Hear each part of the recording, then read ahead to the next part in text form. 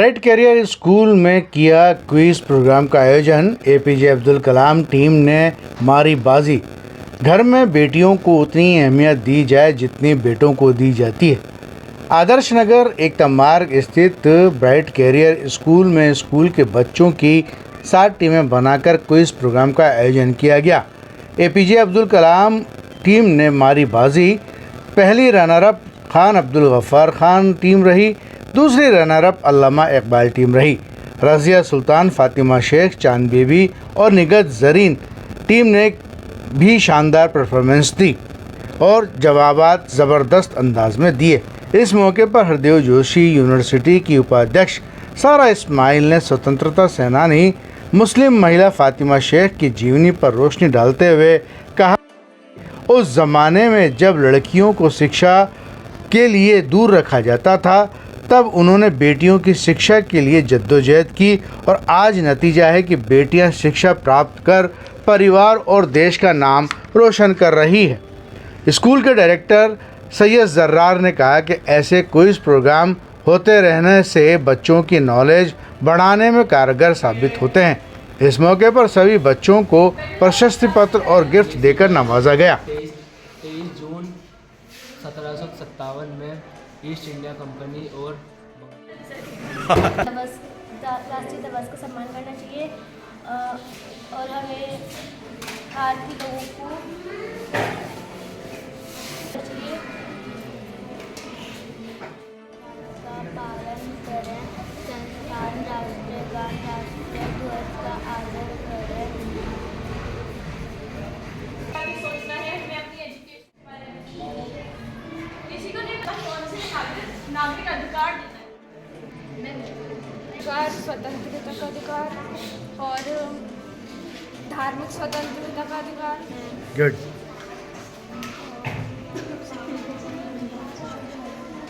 शोषण के विरुद्ध अधिकार, सांस्कृतिक अधिकार,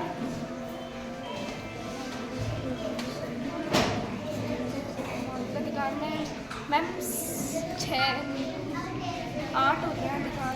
शिक्षा का गणतंत्र दिवस संविधान लागू होने के 2 महीने बाद क्यों मनाया जाता है? ऐसे किसी ने किया है? इसने तो पहले खड़ा कर लिया था। हमारे देश का संविधान 26 नवंबर 1949 को बनकर तैयार हो गया था, लेकिन इसे 2 माह बाद 26 जनवरी 1950 में लागू किया गया था।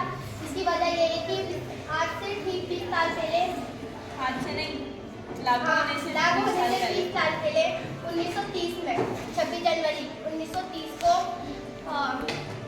कांग्रेस जो थी उन्होंने भारत पर अंग्रेजों को हराकर भारत पर जीत हासिल करी थी। इस दिन को, इस तारीख को यादगार बनाने के लिए हमें 2 माह तक रुकना पड़ा और 26 जनवरी 1950 को हमारा संविधान लागू किया। आप उतावले होकर के हाथ को फौरन खड़ा कर दिया आपने, जवाब देने की बारी है ना, वो जवाब गलत। कॉन्फिडेंस का मतलब क्या होता है?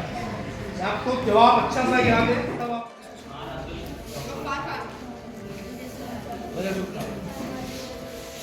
फातिमा शेख, चांद बीबी, इस साल को जो टीम आई है उस टीम को मैं अब बुलाऊंगा।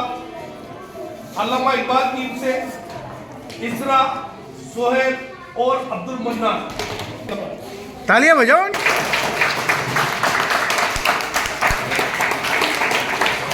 खान अब्दुल गफ्फार खान, तालियां।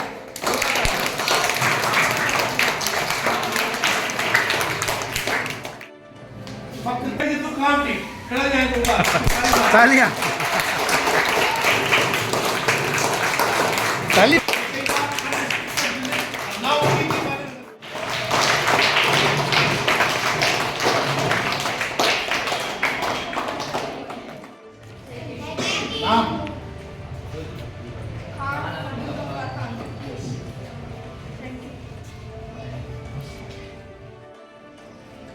क्लैपिंग करते रहो भाई।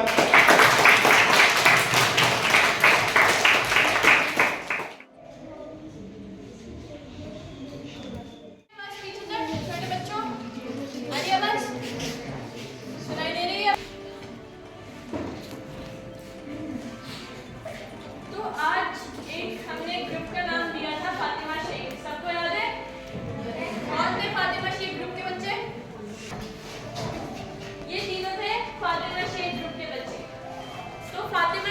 कौन थी? उन्होंने झंडा डिजाइन किया था, हमारा तिरंगा जो था राष्ट्रध्वज उन्होंने डिजाइन किया था, हमें पता है। देखो इंडिया का जो सबसे पहला गर्ल्स स्कूल था वो खोलने में भी फातिमा शेख का बहुत बड़ा हाथ था।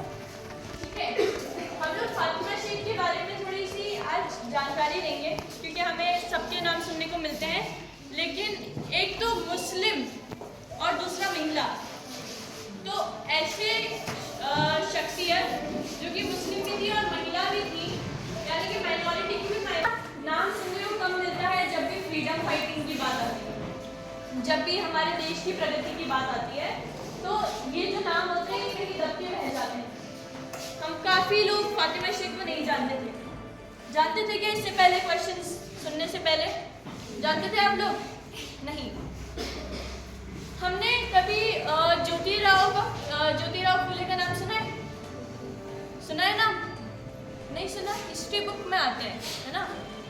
उनकी वाइफ का नाम हम लोग जो है सावित्रीबाई फूले। ठीक है, तो सावित्रीबाई फूले और फातिमा शेख, इन दोनों का इतना बेहतरीन काम हमें देखने को मिलता है जब हम हिस्ट्री में झांकते हैं। जैसे मैंने आपको बताया कि AI आपके सामने आ चुका है, तो उससे आप हिस्ट्री के किसी भी इंसान का नाम लिखोगे वो आपको उसकी पूरी डिटेल दे देगा। गूगल पे तो आपको अलग अलग साइट पे जाके सर्च करना पड़ता है, लेकिन आप ऐसी जगह पे सर्च करो जहाँ पे आपको आसानी से सही डिटेल्स मिल जाए। तो फातिमा शेख और सावित्रीबाई फूले इन दोनों ने किस चीज़ में काम किया था? एजुकेशन में, जो हमारा नागरिक अधिकार है। हम सबके पास नागरिक अधिकार है एजुकेशन का, है कि नहीं है? आज ही हमने पूछा था ना नागरिक अधिकार कौन कौन से हैं, आपने मौलिक अधिकार बता दिया था, लेकिन हमारा शिक्षा का अधिकार भी तो है ना?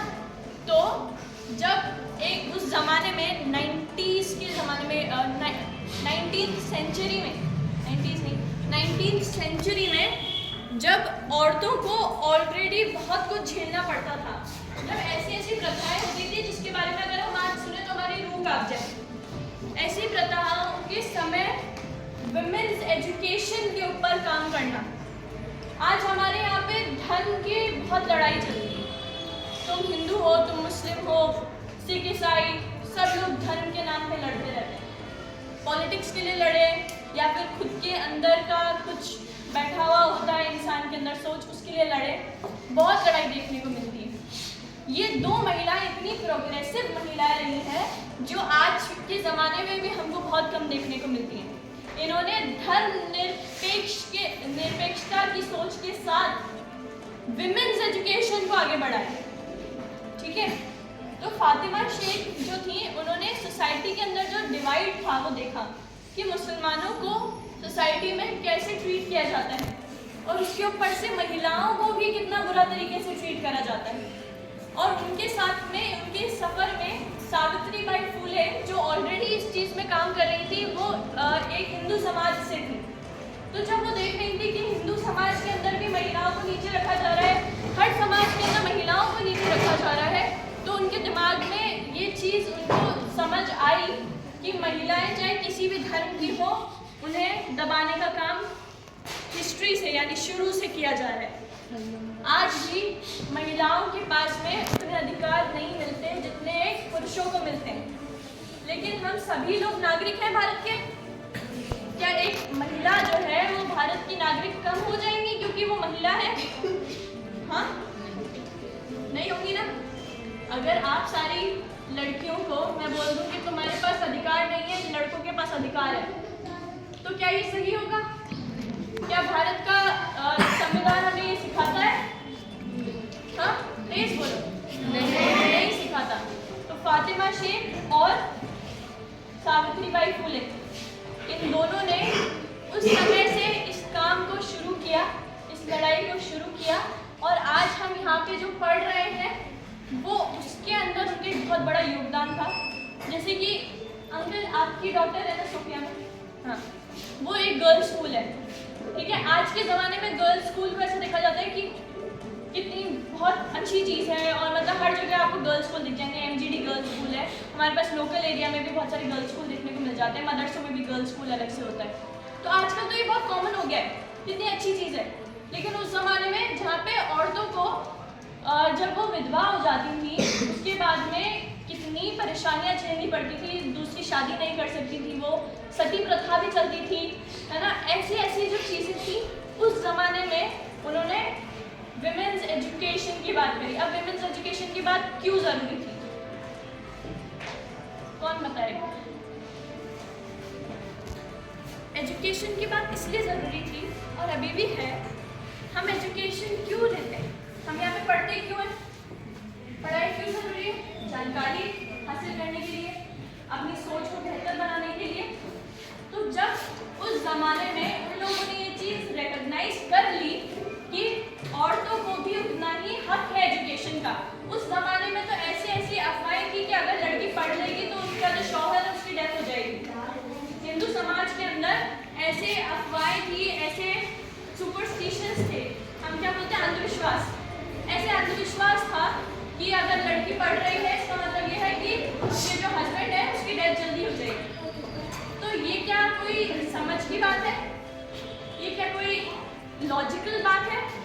तो इंसानों के अंदर लॉजिक प्रमोट करने के लिए एजुकेशन की बहुत ज़रूरत है।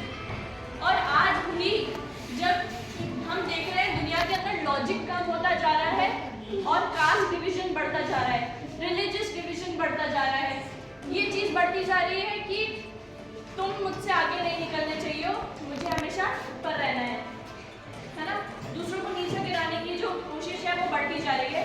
तो इस समय एजुकेशन की उस समय से भी ज़्यादा ज़रूरत है कि नहीं? है कि नहीं? अब टॉपर्स कौन कौन है हमारे यहाँ पे? लड़कियाँ ज़्यादा टॉपर है यहाँ पे, लड़के ज़्यादा टॉपर है? गर्ल्स टॉपर ज़्यादा है। 3 तो मुझे इस बच्ची ने गिनवा दी थी कि मैं टॉपर हूँ, वो टॉपर है, ये टॉपर है, हम सारे टॉपर्स हैं। तुम लोग तो जीत गए, तो निकलेगा टॉपर। वो इतने सारे बच्चे हैं जो आगे बढ़ते जा रहे हैं, क्यों? क्योंकि उनमें जज्बा है कि हम लोग ना वो चीज़ नहीं झेलना चाहते जो हमारी माँओं ने झेली है, हमारी दादियों ने झेली है, नानियों ने झेली है। हमें कैसे आगे काम करना है? हम फातिमा शेख की तरह काम नहीं कर सकते, ज्योतिबा फूले की तरह काम नहीं कर सकते, लेकिन हम क्या काम कर सकते हैं? हमारे घर में हम जो छोटी मोटी भेदभाव देखते हैं, जैसे कि बहन को खाने में ही देख लो, ठीक है, कभी कभी क्या होता है हमें गोश्त बनाने के बारे में सोचना, उनकी एजुकेशन पे ध्यान देना। जितना लड़कियों को खुद के लिए जरूरी है ना अवेयरनेस लाने के लिए, उतना लड़कों को भी ये सारी चीज़ों का ध्यान रखेंगे। घर पे भी इस चीज़ का ध्यान रखना है। और सबको पता चल गया फातिमा शेख कौन थी? यस और नो? सबको पता चल गया ज्योतिबा फूले कौन थी? सबको पता चल गया कि हम लोग जो धर्म के नाम पे भेदभाव रखते हैं अपने दिमाग में, ये सिखाता है। कोई हिंदू है, मुस्लिम है, सब इंसान है, सब नागरिक है, सबके पास उतना ही अधिकार है जितना आपके पास है। अगर आपके अधिकारों को कोई दबाने की कोशिश कर रहा है तो आप आवाज़ उठाइए। लड़ाई झगड़ा नहीं, पुलिस के पास जाओ, है ना। लॉ जो है, जस्टिस जो है हमारा, उसके पास जाओ, कोर्ट के पास जाओ, है ना। वो नहीं सुनता, मीडिया के पास जाओ, लोगों तक अपनी बात पहुंचाओ। कभी भी अगर इनजस्टिस फेस करना पड़ रहा है तो आवाज़ नहीं दबानी है ना। चुप होके नहीं बैठना है कि और कुछ हो जाएगा हमारे साथ। समझदारी से काम लेकर के हमें अपनी ज़िंदगी को बेहतर बनाना है, देश को बेहतर बनाना है, ठीक है। तो आज हमने बहुत सारी मेहमान अपना कीमती वक्त लेकर के यहाँ पर आए हैं, इनके लिए जोरदार तालियां